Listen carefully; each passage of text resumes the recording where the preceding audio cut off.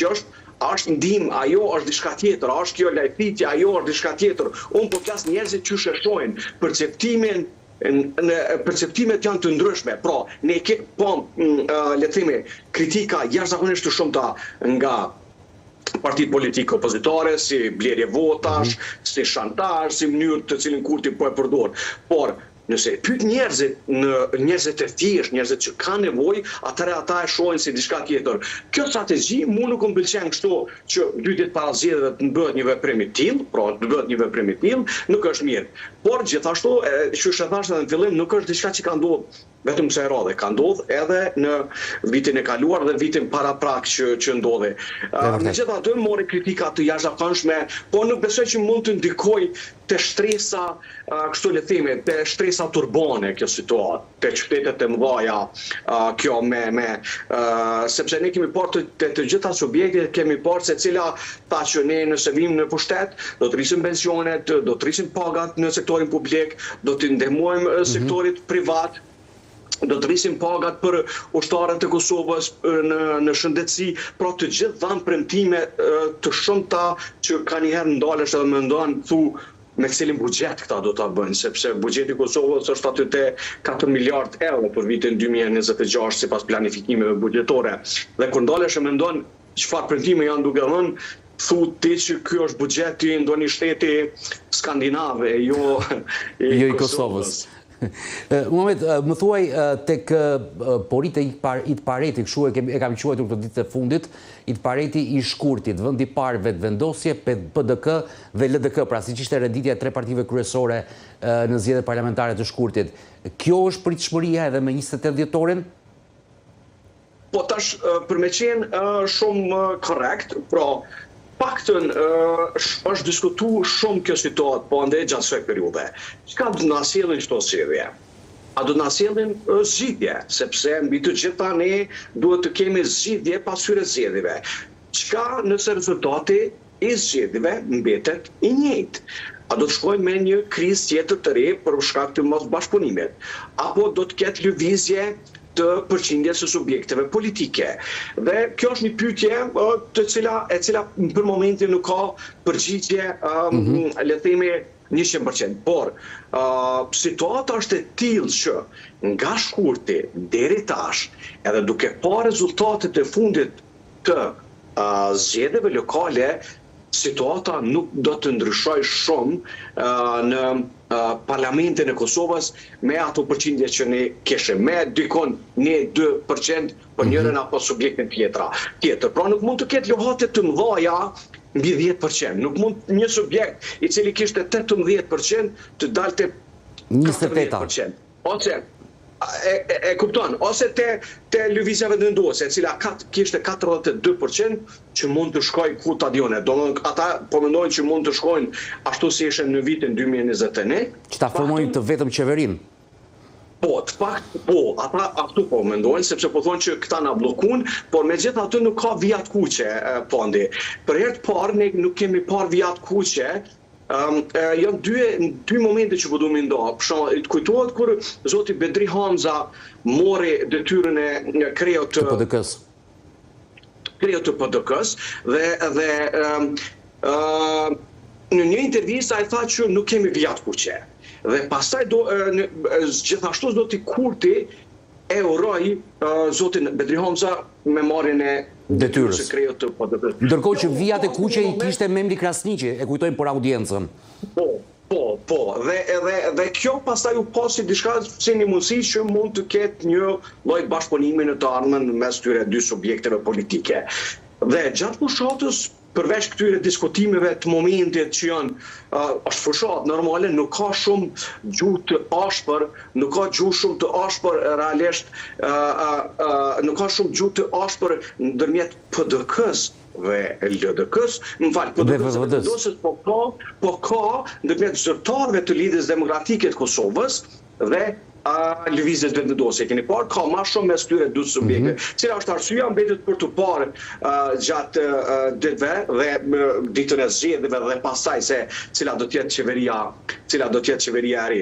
Por në rezultatet ekzistuese nuk mund të ketë lëvizje të mëdha sipas sondazheve të cilat unë kam parë, mirë po edhe nga situata politike që është në Kosovë. Pra nuk ka një farë momentume, le të themi, nuk ka pas bashkim të blokut të deri djeshëm opozitor për të bashku, pra Partia Demokratike e Kosovës, Alianca dhe Lidhja Demokratike për të bërë një blok së bashku, një listë me zotin Kurti dhe lëvizjeve vendosje në anën tjetër.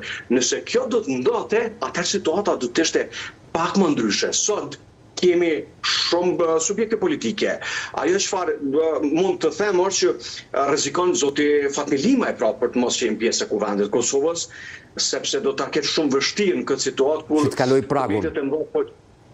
Po 5%. Ai ishte me Aleancën për Armërinë e Kosovës, e cila nuk dihet se si do të veprojë se si do të ndodhë në të ardhmen me Aleancën, por nisma rrezikon jashtëzakonisht shumë për të kaluar pragun. Dhe ato vota pastaj do të shpërndahen te subjektet politike, po më shumë të vota nga kjo do të merr pastaj lëvizjeve vendosje.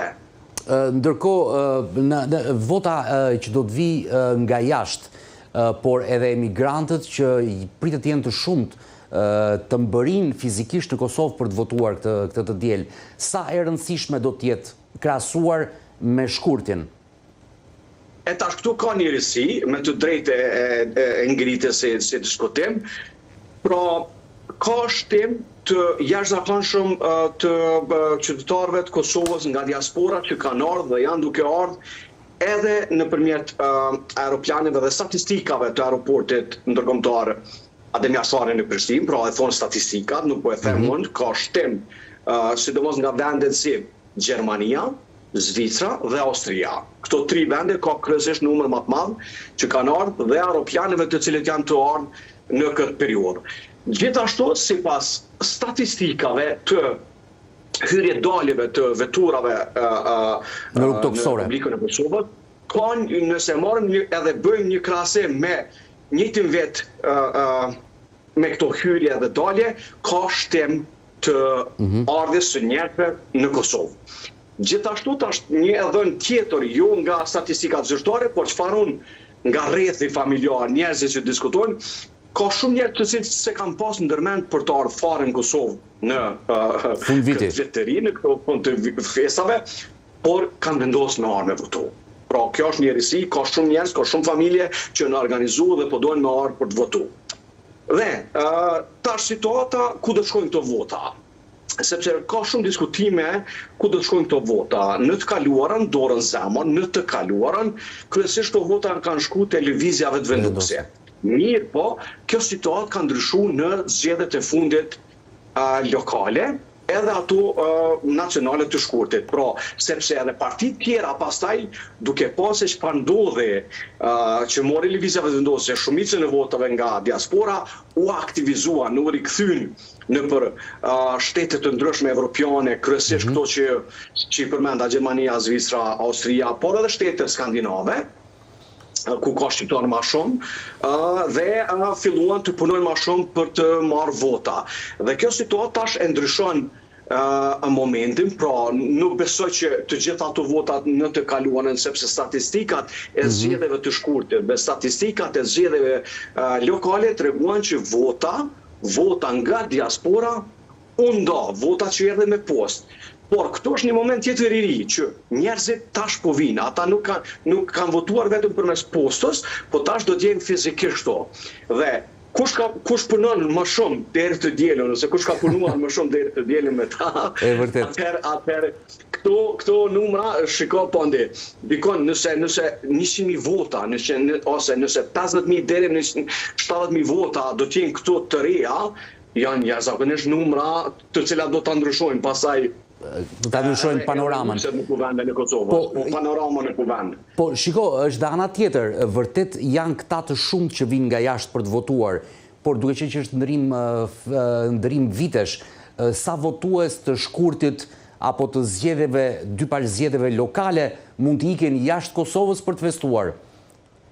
E vërtet, dhe shiko, për shkak që sot ishte festë zyrtare në Kosovë, shumë njerëz e kanë lidh nesër e premte me ditët e vikendit dhe kanë bërë kështu le të themi një weekend i gjatë, long weekend, kështu që. Po, një weekend i gjatë.